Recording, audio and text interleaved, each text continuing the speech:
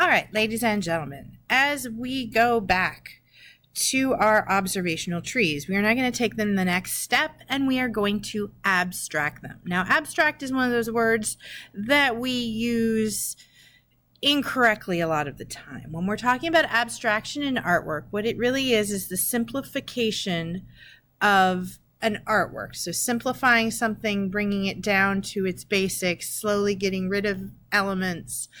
And when abstraction is taken to extreme, it becomes nothing but shape and line and color. So what we are going to do is we're just going to take our trees kind of on the path of abstraction, but we're not going to abstract them completely. We still want them to look like trees. So what we're going to look at is kind of over the years how different groups of artists have either slightly or more radically abstracted trees.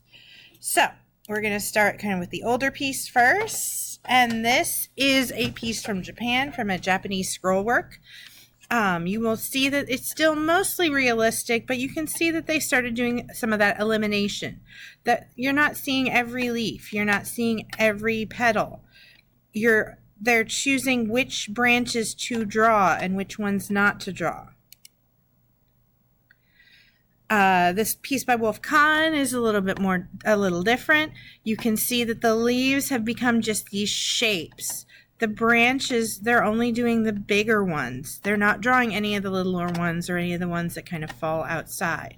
So they're kind of limiting it down to bigger or simpler pieces.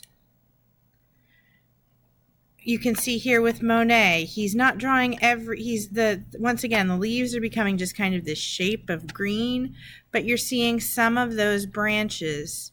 You're not seeing all of them. You're not seeing all the little branches that are coming off here. You're seeing those big, major structural areas. This is a piece by Van Gogh.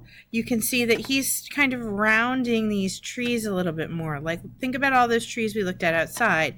None of their trunks were really round like this. They were kind of a little bit more straight. So he's really abstracting them by making them have these kind of curves.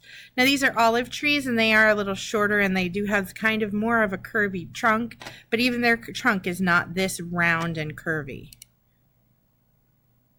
This is George Braque, and you can see he's part of a movement that's really started abstracting and breaking things into basic shapes.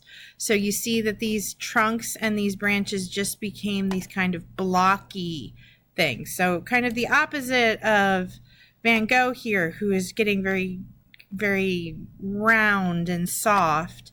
These are kind of the other way. You could make your trees more hard and straight.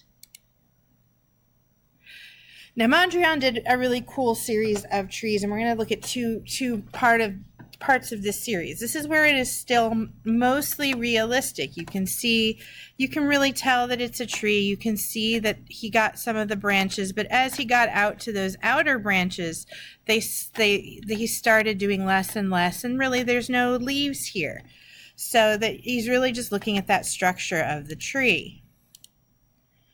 And this is another piece by the same artist in that same series. But see how he took the same kind of branches and the crisscrossing of the branches and really looking at these spaces between the branches, which we're going to talk about when we get to our next step. After abstracting our trees, we're really going to talk about the spaces here that are created between the branches. So for this piece, he just made those branches into lines so that those shapes between the branches become even more important. This is a piece by Natasha Westcott, and you can see, has these kind of rounded, soft, round, rolly kind of branches.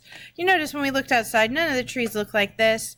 She simplified the leaves into these kind of circular shapes too. But a root can sometimes look like this, but the branches don't curl that much. They do break kind of and V out like these are doing, but the branches aren't curving back on themselves. So that's the way she's abstracting it. Gustav Klimt did a very similar thing. You can see those V's. These two, Natasha Westcott was obviously inspired by him. His piece was a little bit older. But see how you're seeing, just like that structure we saw outside, those branches are breaking off of each other, but then they become these kind of circles. Once again, it's breaking this up into those spaces between the branches. All right, so those are the abstracted trees. We're now going to go back to your observational worksheet and finish that section. So continue watching this video for how to finish your abstracted trees.